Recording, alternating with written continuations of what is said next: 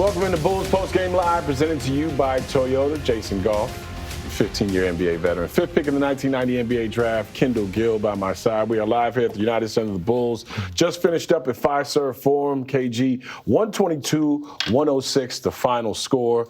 A lot to be taken away from this game. Defensively, there were some lapses. Shooting in the second half slumped a little bit. Points in the paint, things that we've talked about, reoccurring themes in Bulls losses this year. Yeah, they gave up 54 points in the paint tonight, the Bulls did, but a lot of that had to do with one of the best players in the world, Giannis Antetokounmpo. We know Brandon is happy today.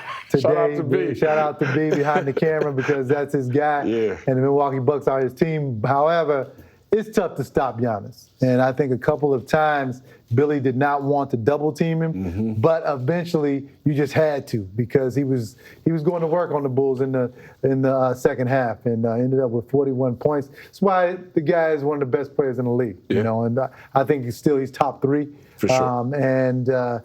You know, he just did a number on the Bulls. I mean, you just could not stop him. And then also, too, we can say it because we're not going to get fined, but a couple of questionable calls by the referees that I thought gave the Milwaukee Bucks momentum, particularly when Giannis fell down in the fourth quarter. That was not a foul. He just fell down. They gave him the foul call, so he went to the free throw line and hit two. That was a momentum breaker. And, you know, when you're an all-star, though, you get those calls. Right. He's getting MVP, all-star-like calls. He's earned them throughout his career. 25 points in the third quarter for Giannis Antetokounmpo. He exploded, and let's face it, I mean, A.J. Green, we'll talk about the benches, but there's a lot of things that happened tonight as far as the Bulls defensively that you'd like to see them tighten up. Now time for our Toyota Play of the Game. Let's take a look at it. Listen, there weren't a lot of those tonight. There weren't a lot of those, but I just mentioned 25 points in the third quarter. That is the Toyota Play of the Game. Giannis was unstoppable coming out of halftime.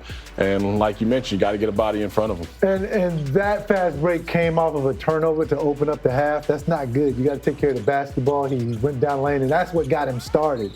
And then once he got started, he's like a freight train. I mean, it's tough to stop somebody that's 6'11", 250 pounds with the reach that he has and the athleticism that he has. He's a freak of nature to be doing the things that he's doing at 6'11". Yeah, we've kind of grown fatigued to how excellent he is night in, night out. He's leading the league in scoring at 31 a game. But for a good 5 years now, he's putting up these Shaq-like numbers. And we're like, oh, yeah, Giannis had another game. Right. But that guy dominates the game by running, by having the motor. You know, you talk about motor all the time. And, of course, having the talent. People say that, you know, he doesn't have a bag and this, that, and the other. But when you can do that over and over again, you don't need a bag. That is his bag. Okay, that is his bag. Having a motor is a talent. Just because he doesn't pat it all game long. Yeah, you know? but he can do that. I mean, he has the hezzy pull-up shot now. He can knock that shot down consistently from 15 to 18 feet. And he can post up. He has the ability now to do what I call the Magic Johnson, where he bumps your body, then spins. Again, that's part of his bag. I mean, he has a skill set on the offensive end. And then he's a matchup nightmare. Yeah. So now you look at Green, who had 18 points tonight, knocked down a lot of threes tonight, simply because Giannis was being double-teamed. And he once he recognizes that, he throws it out to his shooters, makes the game easy for him. A guy who made his name his rookie year by defending Giannis, and Giannis talked about it, was P. Will. P. Will was not in the lineup tonight. He's dealing with that foot issue. Torrey Craig got the start. And Torrey Craig has kind of been out of the rotation. So to come from out of the rotation to starting against one of the three best players in the NBA, I think he acquitted himself nicely tonight. 15 points, 3 of 7 from the three-point arc, 6 of 10 overall. Played some decent defense, had 6 rebounds. What did you think of Torrey's night? I thought it was a great night for him. I thought that this game will put him back in the thoughts of the rotation and possibly playing a lot more, because one thing about it, he brought that veteran presence. He was not nervous. He was always calm. He knocked down the shots within the floor of the offense. He played great defense. You see right here, he recognized, okay, I got a smaller guy on me and Dame Lillard. I'm going to take him right to the rack. He did a wonderful job of recognition and defensively. You can see him making plays right there. And then the one play where he got hurt, he made 2 plays in one, with his hustle. So, he stays ready. Everybody always talks about his professionalism. It showed tonight because he was ready to play. So a lot of guys, sometimes when they're demoted, they're not ready to play. They sit there, they sulk, and they don't practice as hard. And when the moment comes, they're not ready.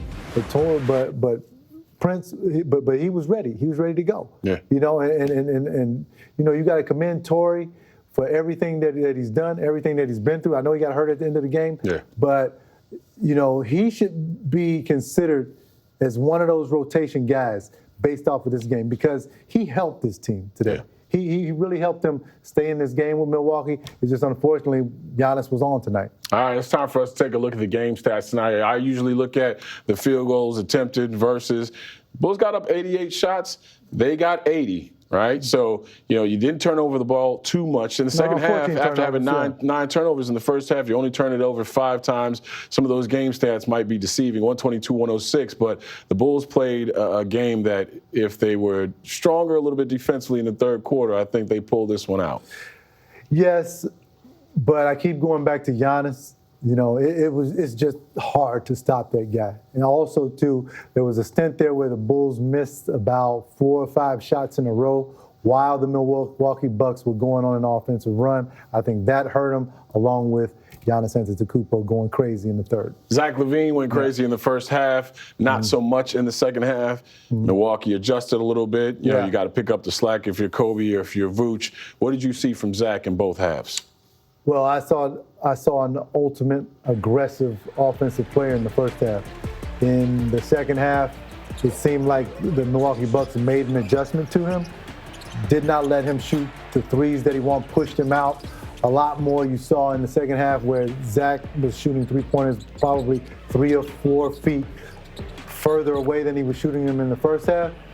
And you got to give it to Milwaukee. They did a wonderful job on him, particularly Green. I didn't know the Green could play defense like that.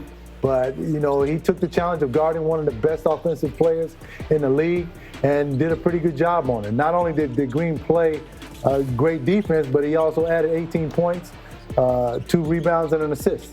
So you got to give it to Milwaukee. They played a great game tonight. Yeah, they did. And they looked like the team that was more the contending team as opposed to what we saw at the beginning of the season. Seems like they're trying to figure out their game as it goes along while also dealing with a lot of injuries, Chris Middleton being the most noticeable one. Well, and that's why with tonight's win, they won 4 out of the last 5. And a big reason for it is because of the defensive presence that they've brought about in these past 5 games. I mean, they played great defense. You saw some of it tonight on Zach LaVine. All right, we got a lot more for you here on Toyota Bulls Postgame Live. You're watching Chicago Sports Net. We'll hear from Billy Donovan and more. The Bulls lose to the Milwaukee Bucks 122-106 up in Milwaukee. You're watching CHSN.